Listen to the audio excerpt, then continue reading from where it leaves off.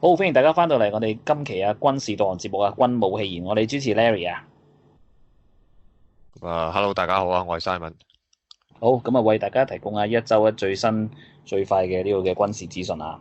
咁咧就嗱，大家呢個禮拜咧都發覺就有啲忙啊，因為咧就多特輯啊。咁咧就之前咧，大家發覺咧就呢個美國有軍機啊，咁咧就有呢個 EP3E 啦飛過啦。咁然之後就喺南海試射飛彈，所以咧近排美軍咧其實喺中國領土附近啊、領海附近啊、領空啦咁樣，咁附近咧都飛得好頻繁啊。咁啊，所以咧就嚟緊，我哋會同大家咧跟進翻即係最貼嗰個嘅時事嘅。咁咧就大家同埋咧就需要咧係多啲訂閱啦，同埋支持我哋嘅頻道啦咁樣。咁咧其實咧有時咧課金啊，都可能都需要嘅。咁大家都明白啦，喺呢個時候咧就多少少都唔緊要嘅，少少心意都可以噶啦。咁我哋即係支持我哋製作更加多高質節目啦。另外做少少預告喎，咁咧就之前咧 Simon 咧為大家準備咗咧一系列嘅專題啊，咁我要多謝 Simon。咁咧就準備咗一個咧就係福特級嘅一個嘅專題嘅。咁呢福特級專題咧，相信係一個長壽節目嚟嘅，因為咧都大家明白福特級咧都即係一個好漫長嘅 project 啊。咁咧就所以咧就三文兄咧準備咗好多資訊咧為大家分享。咁就我相信咧，我哋咧嚟最遲咧呢個禮拜咧，或者下星期初咧就會開始推出到呢一個嘅專題專輯㗎啦。咁大家咧就敬請留意啦。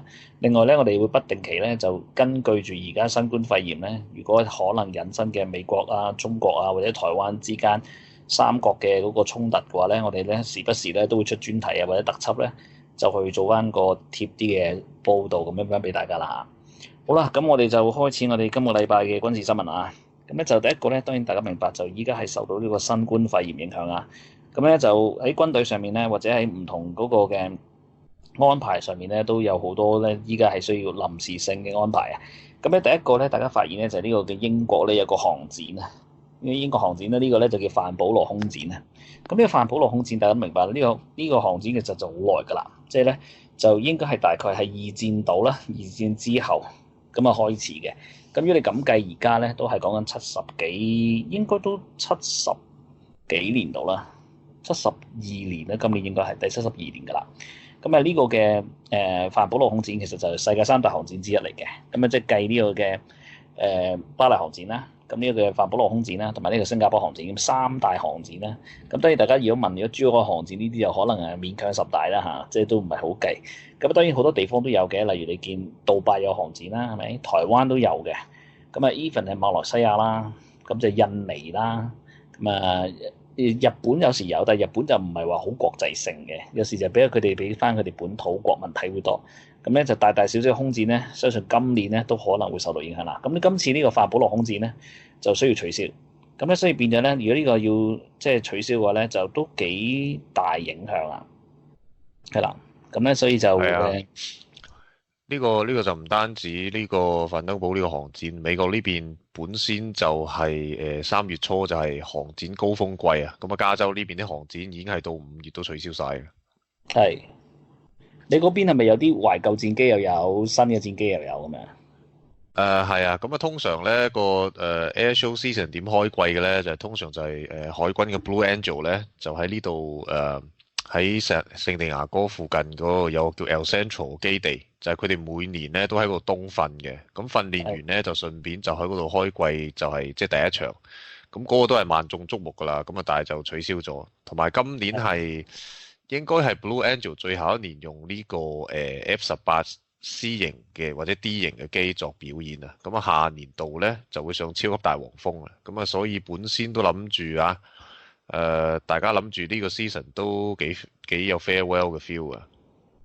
哦，OK，咁但係都睇唔到喎，唔知可唔可以下次嚟緊都仲係用翻 CD，定係已經轉晒做 EF 去出咗嗰個表現啊即係？Simon 可唔可以講睇少少？有排。係，Simon 可唔可以講少少 Blue Angel 同埋 Thunderbird 個分別啊？我諗有啲網友可能都想知嘅。嗱，Blue Angel 同埋 Thunderbird 主要分別係咩咧？Blue Angel 就係海軍自己嘅表演隊嚟㗎。咁佢哋係號稱即係世界上即係技術最好嘅航展表演隊啦。佢哋嘅成名作就係咩咧？就係4架機做一個鑽石型嘅 Diamond Formation。咁係，機翼同機翼之間咧，大概我諗唔超過半尺嘅距離啊，好哇，近好近嘅真係。真係好近係。佢哋試過今年訓練嗰陣咧，係第一號機同埋第三號機嘅機翼咧係掂到嘅直情，咁啊哇冇事嘅，只不過有少少擦撞，咁但係可以想像就係佢哋個距離有幾咁近。大家如果喺 YouTube 睇下佢哋啲片咧，你真係覺得係就嚟即係嗨住咁嘅感覺嘅，所以呢啲係佢成名作啊。咁啊，Thunderbird 係咩咧？Thunderbird 就係空軍嗰邊嘅表演隊嚟嘅，佢哋就係用 F-16，塗裝咧就係白色同埋紅色，好顯眼嘅。係佢哋就都有類似嘅表演，但係就冇Blue Angels 做得咁，即係個 formation 做得咁貼啦。但係 Thunderbird 就有一樣嘢就好鬼衰嘅，佢好中意咧，佢又整個 formation 喺你面前飛嗰陣咧，突然間有一兩架喺隔離咁樣高速衝過去咧嚇你嘅，佢好中意。哦，又係呢招，即係其實佢係有啲類似阿 Tom Cruise 嗰啲係嘛？係啦，我哋叫嗰啲做 sneak pass，就係偷偷地嚇你。Sneak pass，因為佢係因為 F-16係單引擎機咧，所以佢個引擎係好鬼嘈嘅。係咁所以啊，呢兩支表演隊咧，可以話係美國軍種飛行表演嘅即係最 top 嘅兩支㗎啦。咁啊，仲有其他，比如話 F-16本身有一支細嘅 demo team 嘅，咁其他比如話 F-22啊、F-35啊、A-10 啊呢啲都有自己表演隊。但係如果係即係幾架機一齊嘅表演隊咧，最 top 就係 Blue Angels 同埋呢個 Thunderbird。佢哋今年好得意㗎，佢哋訓練嗰陣咧，直情係混編訓練咧，即係我坐下你嘅機，你坐下我機咁樣互相交流，所以都即係互相之間又有啲競爭啦，但係互相之間都係嗰種即係良性競爭嘅意味。哦，OK，咁都幾好嘅其實，因為你一個國家有兩支嘅，其實都唔多嘅。咁啊，俄羅斯都有，俄羅斯咧就應該有個叫雨燕同埋呢個嘅勇士啊，係啊。咁咧就之前我喺呢個嘅珠海航展都有睇到佢哋表演嘅，其實係相當唔錯。咁啊。上次有一次我好似2016年睇咧，就佢哋混編啊嗰次，咁啊原因係因為咧就有幾架，應該係有幾架蘇海嘅機係壞咗，啊混編都所以睇喎，要用到米格入去。咁啊，我印象中勇士就係大即係重型機嘅，雨燕就係用米格嘅，係嘅29係米格29。咁所以就當年咧係我有幸睇到佢哋混編啊，咁都幾特別喎呢個，我都想睇下蘇系戰機嘅表演。因為呢個感覺係你重型機用輕型機咧，其實你即係個感覺表現咗，你要夾咧，其實都幾難嘅。所以咧，我感覺佢哋默契仲係爭少少嘅。即係你話個編隊係咪好整齊就還可以，因為始終佢哋水準都高嘛。係。咁但係佢哋感覺就唔好整齊，即係睇落亦都冇咁靚啦。咁啊，當然我就覺得比8-1飛人隊都會好嘅，8-1飛人隊就冇想問呢個問題。係啊，比較悶啊！即係佢做嗰啲項目咧，你完全估到啦，冇驚喜啦。咁當然最好睇嘅紅戰啦，紅戰真係嗰種感覺，佢嗰個空中嘅畫面畫出嚟，真係成個藝術家好靚嘅。紅戰我舊年啱喺呢邊喺個 Huntington Beach 有望見到，哇！真係好優美嘅一個表演隊嚟嘅。佢哋係啊，好優美。佢哋同美國佬嗰啲粗獷式嘅力量表現咧就完全唔同嘅，係好優雅，但係就非常適合合家歡欣賞嘅。係啊，同埋佢感覺你覺得佢有個 agenda 喺度嘅，有少少似睇煙花表演咁樣嘅。係即係佢係有晒安排，點樣去到最尾有啲咩動作去做咁，所以咧睇落去咧每一次咧每一節都有啲驚喜喺度咯。咁我覺得紅戰你點睇都唔會覺得悶嘅。咁但係而家范保羅取消咗，就真係唔知幾時先有機會睇到紅戰咯。係啊係啊，呢個范保羅就因為紅戰就主場啦。咁另外咧，范保羅咧就如果大家有睇開呢個嘅 Jane's Defense 啊。咁啊，即係有人亦簡視防衛雜誌啦，真視防衛雜誌啦，咁都冇所謂。咁 Jane's Defense 咧，基本上咧就佢應該喺英國都主場㗎啦。咁所以咧就 suppose 咧就佢會大幅報導嘅范保羅。你基本上你只係 Jane's Defense 嗰啲嘅 subscribe 咗佢嗰個網頁咧，或者嗰個網站咧，你每一次嘅范保羅你都會有好多資訊嘅。佢哋會訪問好多軍工入面巨頭。咁所以今年咧，就真係唔抵啦！咁今年咧就冇得睇呢個，即係嗰個網站，我諗相信咧就少咗好多呢啲報道啦。咁同埋咧，范保羅即係今次個空戰咧個航戰咧，我哋就會預計咧佢會有啲乜嘢喺度啦。咁當然佢其實同德國嗰個柏林空戰咧其實都幾近嘅。德國嗰個柏林空戰咧就5月，咁咧就都取消咗㗎啦。咁咧就而家咧就范保羅7月都要取消啦。咁所以咧，如果范保羅咁樣取消，我睇奧運都好問水咯。奧運確定咗推遲1年啦。要推至2021啦，係咪啊？咁所以就歐洲國家杯都要啦嚇，6月舉行嘅都。咁所以基本上而家全世界都係影響。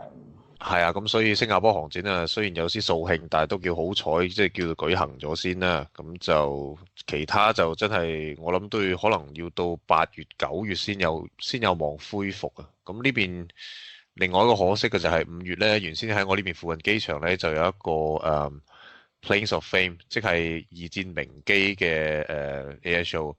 咁呢個有名在咩咧？你會見到全球最多嘅呢個 P-51野馬嘅螺旋槳機嘅集合，大概我諗有成廿幾架，即係全球最多啊，全部都會過嚟。咁佢哋嘅飛行呢，就係好多二戰嘅螺旋槳機飛行啦。咁佢哋嘅表演就唔係過一兩轉就算嘅，而係喺你面前呢，不斷咁繞圈，一路飛10幾分鐘。唉，睇到你即係睇到你厭啊！我嗰陣舉住個相機，舉到手酸晒，仲未放下嚟。老當益壯啊！呢啲飛機真係，嗰啲機師係咪都係以前嗰啲機師咧？揸啲機師啊？有好多係即係收藏家嚟嘅，佢哋養一架呢啲咁嘅即係 P-51 Mustang 咧，好貴㗎，一年閒閒地講緊可能10萬美金㗎。係，即係你講維護費。維護費，因為你啲零件已經係即係零件又唔知邊度揾啦，咁佢哋乾脆咧就係即係自己有時自己整，或者係自己齊落去揾啲廠咁樣。用現代嘅技術整落訂單啦，咁但係你知佢啲機體好多都係原先嘅機體嚟嘅，入邊就有啲零件可能換咗噶啦。即係總之佢哋呢啲都係好有熱誠去維護呢個二戰傳統，俾人哋欣賞。咁但係好可惜，今年就實在係因為呢個疫情影響咧，都取消咗。都係嘅，都相信呢個係可惜。咁但係咧，今次咧嗰個范羅堡呢個空戰咧，其實咧范保羅空戰我哋會有幾個嘅重點，我哋相信。咁啊，第一個咧就當然美國即係嗰邊嘅軍工啦，例如 Lockheed Martin 嗰啲會參戰啦。咁啊，當然繼續收訂單啦。咁另一個咧就係英國嗰邊主場咧，佢會唔會出動呢個嘅暴風雨啊6代機啊？咁啊，當然啦，我哋就期望6代機會有真機啦。咁啊，暫時都大家睇到呢個嘅。6代機佢都係出模型機，同殲31一樣嘅，都係出呢個嘅。我覺得都係模型居多噶啦，即係大家齊鬥模型，睇下邊個手板整得靚啲。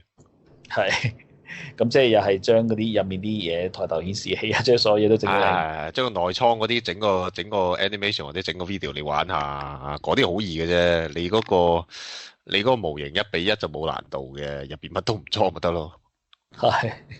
但係就睇下佢會唔會有啲更詳細嘅 spec 啊，即係例如內倉啊，或者嗰啲電子個航電啊，佢哋會有啲咩嘅精心嘅安排。但係今年咧，因為唔搞啦，咁其實可能逃過一劫啦，唔搞又唔會俾人哋知個底蘊啦。咁啊，繼續收訂單啦嚇，即係要繼續做地產項目啊。地產項目咁，同埋佢就應該會嚟緊同意大利合作啦。係。咁啊，意大利就如果 Leonardo 肯同佢合作嘅話咧，就多一個即係起碼如果賣機嘅時候多個國家肯賣啦，直路。咁咧就之前好似 Leonardo 佢嗰邊F-35個裝配廠都要停咗幾日，完全消毒㗎。係冇錯，我哋即係新聞都有報導到。咁就同埋咧就除咗呢個之外咧，就應該咧仲有其他新嘅武器啦，例如 BAE 嗰邊你會推出我哋就之前講過就薩德嗰個嘅尋標器啦。咁啊或者一啲咧係BAE 牽頭嘅一啲 project 咧，咁啊相信佢主場咧都應該會大肆宣佈一啲新嘅產品嘅。咁啊，當然就變咗有啲可惜啦。咁咧就呢個范保羅空戰咧，今年就要取消。咁咧變咗今年嚟緊落嚟咧，嗰啲其實好多軍戰咧都需要取消啦。咁啊，會唔會軍工都好似經濟咁樣啊？即係好似股市咁樣大受打擊啊？咁啊，訂單都好少啲。如果真係訂單，我諗會縮水喎。同埋咧，其實我哋最擔心就係 F-35嗰個交付嗰個 schedule 咧，唔知會唔會影響啦？因為其實依家應該全球如果大家都覺得最大嗰個嘅軍事訂購都應該係非 F-35莫屬啦，係咪？F-35如果意大利嗰邊停工，荷蘭嗰邊而家唔知咩情況。咁啊，美國本土咧，我相信都好快慢慢陸續會浮現嗰個停工潮啦，係嘛？都好多噶啦，但係之前收到嘅消息就係因為 F-35個組裝廠主要喺德州嗰邊嘅，嗰邊就仲係全力開緊工嘅。咁但係呢啲疫情就係你如果有一個染病嘅話咧，你成個廠就焗住要關噶啦。所以而家其實都係即係出到一架係一架啦，一路捱落去。係啊，所以都會有呢啲咁嘅問題咧，會慢慢會繼續出現。係。好啊，另外一個咧，我哋都需要講下嘅就係即係美軍呢邊啊。咁咧就美軍呢邊咧就有個羅斯福號，大家知啦嚇。咁咧之前喺呢個嘅南海演訓，咁啊後來依家進入咗西菲律賓海嗰邊啊。咁咧依家咧就發現咗咧，就上面有3個官兵啊，咁咧就佢哋中咗呢個嘅新冠肺炎啊。咁所以咧中咗新冠肺炎嘅話咧，就需要隔離啦。咁咧而家呢啲3個官兵咧就已經咧俾 C2啊，即係杯九六就帶走咗噶啦。咁所以 suppose 咧理論上啊，如果上面冇感染者14日之後都冇感染者咧，就即係話呢個艦係 clear 嘅，就係乾淨嘅。咁但係而家都未知，咁但係已經去咗鹽分啦。咁所以咧就羅斯福號會唔會嗰個戰鬥力受影響咧？即係究竟嗰個艙入面佢嗰個隔離啊，即係嗰個情況係點咧？咁就呢個係會有啲令人懷疑嘅。咁我補充少少啦，即係今日啱睇到個消息，就係我哋而家錄音嘅時候咧，佢哋話羅斯福上面又多咗5個水手確診。哦，即係多咗5個啦又。係啊，因為嗰啲水手住嗰啲倉咧，大家可能未見過，係好逼好逼㗎。佢哋係即係一間房碌架床3層住差唔多24個人㗎，好幾張碌架床，全部都係3層擺喺度，得2個廁所俾你哋用嘅。咁基本上你又係嗰個，你一個確診咧，其他全部嗨晒嘢，你係走唔甩嘅。咁啊，之前嗰3個確診啊，可能即係灰狗接走咗啦。我仲諗緊會唔會好似即係加勒比海盜啲電影咁咧，將你擺喺架船仔嗰度。喺架艦盒拖住，拖你翻入港，你哋唔好掂架艦上面啲嘢，拖住你算。跟住到你翻到岸嘅時候，又唔係你中途咧望，咦少咗個人喎，跟住咧中途望又少咗個人喎，跟住翻到去海港，咦冇咗個隻船嘅。唉得啦，冇事啦，乜隻船即刻唔使檢疫嘅。唔係雖然講笑啦，但係其實都證明咗其實船上面嗰個風險好高啦。即係大家睇到嗰啲嘟嘟公主號係咪啊？即係個嘟嘟公主號咧，你發覺依家美國都有架嘟嘟公主號，喂，好似三文喺你嗰邊停喎，加州喎。喺加州。好似叫 Grand Princess 啊，Grand Princess 啊，喺你嗰邊啊。咁啊，佢吸收日本經驗㗎啦，即係希望係佢有辦法落船再隔離。係啊，依家就其實睇嗰啲測試劑，佢依家 CDC 嗰邊做唔做得切啊？即係好似嗰啲快速測試劑，其實美國呢邊就應該都幾準確嘅。即係我聽就個命中率係大概80%嘅，就相當唔錯嘅。咁啊，大陸嗰邊就聽聞好似得10%啊，即係我都呢個未證實。有問題。係。咁。意思80%有問題？又有聽過小道消息話，佢好似自己捐咗俾捷克定係邊度有2萬個試劑，跟住佢哋測出嚟結果係80%嘅試劑咧，個結果係唔準確嘅。哦，咁樣啊！即係小道消息啦，咁啊但係各國都自己研發緊呢個快速測試㗎啦。韓國係最成功嘅，美國自己做緊，英國都好似做緊一款話15分鐘就可以治過嘅。哇，咁快啊！15分鐘真係好快喎！依家都最快啲都要講緊幾個鐘喎。係啊，有啲要8個鐘，有啲4個鐘好似話。係啊。係啊，咁就即係呢個疫情嚴重到軍人慘就慘在咧，我一路都講就係佢哋住埋一齊同食同瞓同住啊，乜都沙煲兄弟咁。你一個染疫，你唔好話嗰個班啊，我諗你成嗰個年啊，即係成個 company 你都要隔離。係啊。咁呢個都係幾麻煩嘅事，所以而家就嗰個3個官兵出事啦，要追翻個源頭啦。如果你話依家有5個官兵啦，咁懷疑佢哋係喺越南上岸嗰陣啊，落去可能 happy 咗下，咁就後悔啊！哦，嗰單就已經係再講緊係上個月噶啦喎，咁啊嗰陣時去峴港啊嘛，係咪？咁我哋都有報道啦。咁啊越南靠近呢個嘅峴港，咁你啲官兵就落去玩咯，係咪？落去峴港玩。咁落去玩好可能就係嗰個時候染上嚟嘅，咁即係呢架羅斯福號而家咧就，總之你有案例咧，你附近嗰啲船員全部隔離啦，跟住你染病嗰啲又要飛走啦，但係你依架嘢就唔可以靠岸噶咯，而家你焗住喺個海度啊，一定要控制到佢，跟住再捱個零月先至肯俾你靠岸補給噶啦。係啊，而家應該就因為如果喺西菲律賓海，就算你即係 C2，如果載佢走，可能都未必咁方便啊。如果做緊演訓就即係純粹隔離咗先要。咁就我哋到時睇下呢首會唔會變成一首喪屍男真係。話喪屍佔據咗呢個嘅核動力航母係好恐怖，呢個真係比1000個船員嘅喎，你諗下佢係即係全球其中一支最強嘅核武，即係個核動力嘅航空母艦，咁啊係5000人，你而家焗住喺海度自我隔離啦，即係補給就唔會少嘅，因為佢個個禮拜都會補給嘅，但係就變咗係我哋喺屋企隔離，佢哋咧喺個船度喺個大海度隔離，咁啊但係隔離得嚟你仲係要做嘢嘅喎，即係你嘅演訓啊，每日嘅你嗰啲出勤率啊，你都要保持㗎，所以都幾慘啊嗰班喺嗰度。係啊，撞啱而家咧有高強度嘅演訓，啱啱先至嘅南海，跟住西菲律賓海係啦，咁啊唔知幾時先再靠岸係啦，甚至乎我覺靠岸得我覺得要打佢趁而家啦，趁住成船都病慄慄，跟住就個個都疑神疑鬼嗰陣咧，打佢啱噶啦，戰力最差即係應嘅時候。該派幾架軍陸嗬，然之後射幾多長劍20過去，係啊，冇好一多支公里射程，東風快遞嘅，呢個係時候噶啦。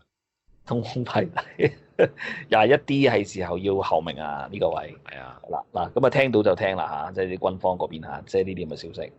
好，咁另外咧就最後咧都講下啦嚇，新冠肺炎咧其實咧就美國國防部嗰邊啊，其實咧佢哋咧就都有講到啊，今次嗰個疫情啊，其實咧就似乎咧對佢哋嗰邊都會有啲影響咯。咁佢哋嗰個參謀長聯席會議主席啊，咁咧就Mark Milley 啊，咁佢就講到其實今次嘅新冠肺炎病毒咧對國家咧影響咧，應該佢預計就會喺3個月嘅時間左右咧都會大幅傳播啊。咁所以佢同國防部長啊 Mark Esper 其實咧都呼籲大家咧要即係同一般人一樣啦，即係要有啲保護措施啦，同埋一啲嘅社交行為就可免則免啊咁嘅情況。咁咧其實咧當中咧佢哋咧依家咧就已經有340個病例啊，即係如果5國大學宣佈，咁啊得17個好返啫，咁啊暫時應該就未有人死亡住嘅。咁而家變咗咧，如果群聚效應我哋出現嘅話咧，即係美軍嘅戰鬥力都會受到影響喎。點解都？點睇都受影響㗎，因為佢今日好似咧已經話即係國防部軍部嘅人咧，第一禁止旅行啦，第二你所有嘅演訓都要即係視乎情況，一係擱置啊，一係縮減規模啦。我哋之前講佢喺歐洲嘅演訓啊，非洲嘅演訓都要大規模咁縮減啊，基本上係。咁政府防長咪之前因為五角大樓有人確診咧，政府防長就已經隔離咗㗎啦。係其實我最唔明嘅咧，就係作為三軍統率嗰個總統咧，佢日日同個副總統同埋成班人喺度開記者會，咁啊企到咁近。喂，呢啲戰時咧，你應該係政府總統要分開嘅喎，應該一個喺崩卡，一個喺天空飛緊嘅喎。我啱㗎，其實同埋係嘛？咧，依家好似話佢哋有個繼承嗰個嘅繼承人嗰個計法咧，佢哋而家係出咗啲好搞笑嘅一啲 algorithm 咧，就係原本咧理論上第一即係總統有時到副總統，因為佢係嗰個參議院嗰邊個院長，跟係住然之後參議院長即係副總到眾議統出事就院跟住就眾議院院長啦，即係阿 Pelosi 啦，係。跟住就開始係嗰啲咩部長啊、部長跟啊嗰住好似係啲一路財政部啊，跟住一路輪落去噶嘛。但係佢哋而家驚就係你一感染咧，你變咗有十幾成班嘅，個部全部都要隔離，就結果一跳就跳到去軍部嗰邊啊！係啊，一跳跳去軍部真係。佢就講咗個將軍嘅名出嚟，係以前即係冇聽過呢個將軍名。佢好似係北方指揮所嘅一個將軍嚟嘅，但係佢應該係有即係北方司令部嘅，係北方司係啊，令部。即係萬一有咩事，就可能係呢個將軍咧就暫時代行國家職責，直至到再有民選總統出嚟為止。哇！呢個真係仲刺激過嗰套電視劇，唔知大家有冇睇過叫做《Designated Survivor》喺 Netflix 有嘅。就係即係係講咁嘅情況，就係突然間國會俾人炸，全部人死晒啊嘛，咁啊剩翻一個，即係每次都有一個唔會出席嘅，咁啊剩翻嗰個咧就變咗個總統。今次咧咁啊人就唔會死嘅，但係可能就全部隔離晒，咁就突然間軍部嗰個北方司令部嗰個指揮將軍咧就變，喂，而家國家要你管咯喎，即刻宣誓啊！係即係仲刺激過睇電視或者睇電影嘅呢啲咁嘅情節真係。仲刺激過白宮淪陷嗰啲。係啊，咁啊呢一樣嘢咧，對美軍當然好影響好大啦。但係講老實話，對全世界嘅軍事力量，你嘅軍備影響都好大㗎啦。因為個個都疑神疑鬼啊，咁就軍方本身嘅防護設備咧就肯定夠嘅，但係個問題又係嗰句，你日日瞓喺你上下鋪啲人，你唔知㗎嘛，佢冇症狀就可以傳染㗎咯。咁你到時一驗出嚟，隔離一大片。咁你就成個係指揮系統就開始斷纜㗎啦。係。咁所以咧就而家咧需要咧，每個國家咧佢哋都要研究下佢嚟緊嗰個 schedule 咧，即係嗰個戰鬥避席應該係點樣去處理嗰個值班問題嘅。咁我相信咧就唔係淨係困擾美軍嘅，即係無論係俄羅斯啊、中國啊，甚至乎任何一個國家咧，其實都會受到影響。咁咧就唯一困擾嘅國家咧，你估係邊個？冇困擾。啊，唯一冇困擾嘅國家，軍部冇困擾嘅國家。北韓。係啦，冇錯啦。發現一件就槍斃一件，等你傳播啦。喂，咁最新嘅脫北者可能係啲軍人喎，因為佢哋橫掂都係死嘅，不如衝過去。佢集體衝過去係嘛？大家話衝過去邊人新聞突然間集體衝去啊，即係衝過300線，你以為要打仗，但係個個都衝過嚟話我有肺炎啊，你唔好肥我。係啊，衝過去嗰個 DMZ 嗰度，過咗去南韓嗰邊，都可能有啲咁可能。咁所以咧就呢個新冠肺炎咧，唔知會唔會間接導致世界和平啦？呢個其中一個可能性。但係其實個天平有機會咧就側向另一邊就開戰喎。因為咧就有啲人就講話解放軍啊，或者無論美國都好啦，就因為佢哋國內壓力好大啊，咁就需要即係用呢個嘅戰時啊。例如美國就一個叫做戰時總統啦，基本上就連任必勝嘅。咁另外咧就習近平嗰邊咧就如果打仗嘅話，就邊個夠膽喐佢咧？係咪？即係每個國家都有少少，大國都有少少呢種咁嘅戰爭情意結喺度啊。咁所以就究竟個世界係推向和平，因為大家無力去應戰啦，定係會即係搏一鋪咁樣就推去戰爭邊緣咧？嗱，呢個我哋都需要觀察嘅。好，咁我哋第一節嚟呢度啊。